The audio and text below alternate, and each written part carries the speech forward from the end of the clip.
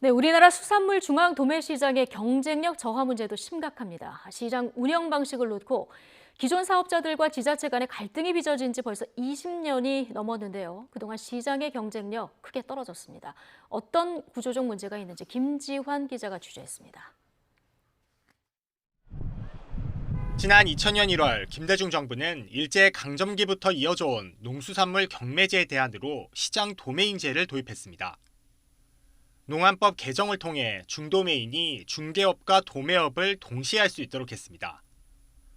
도매시장 법인을 통하지 않고 산지 출하주와 중도매인이 직거래할 수 있는 길을 터놓은 겁니다. 하지만 시행하는 건 쉽지 않습니다. 시장 운영 체제를 바꾸려면 관계부처 장관의 승인을 얻어야 하는데 시장 도매인제 도입 당시만 해도 운영 체제 변경을 적극 권고했던 정부가 지금은 이에 당사자 간의 협의가 충분하지 않다는 이유로 승인을 거부하고 있기 때문입니다. 소비지 도매시장의 수산부류는 적극 검토하라고 이때 당시 지금 한 도매시장 구역에 2개 제도를 도입한다는 것은 이건 한 제도를 깨트려버린 거거든. 도매시장 법인 측은 시장 도매인 전환은 물론 한 시장 안에 두 체제가 공존하는 것조차 반대하고 있습니다. 경쟁 자체를 거부하고 있는 건데요. YTN 취재 결과 도매법인 측은 법 개정을 막기 위해 올해 초 국회 고위공무원 출신 인사를 도매법인 협회장 자리에 앉힌 것으로 확인됐습니다. 도매시장의 새로운 체제를 쉽게 도입할 수 있도록 하는 내용의 법 개정안.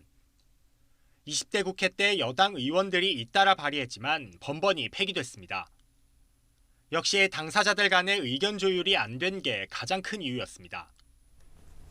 개정안에 대한 검토 보고서를 누가 작성했는지 찾아봤습니다. 당시 국회 해당 상임위의 수석 전문위원이었던 도매법인 협회장이었습니다.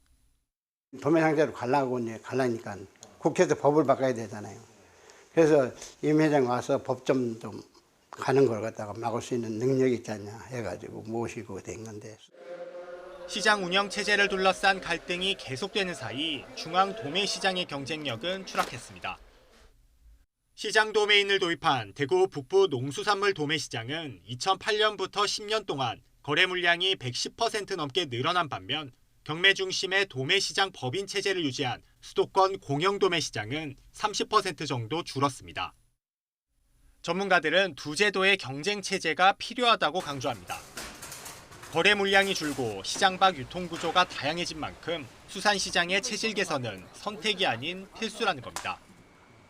두 개 제도를 이제 경쟁을 시키면 거기서도 민간 도매시장을 흡수할 수가 있죠. 여기는 어쨌든 시설은 돼 있으니까 그런 식으로 저는 우리가 가닥을 잡아 나가는 게 맞는 방향이라고 생각합니다.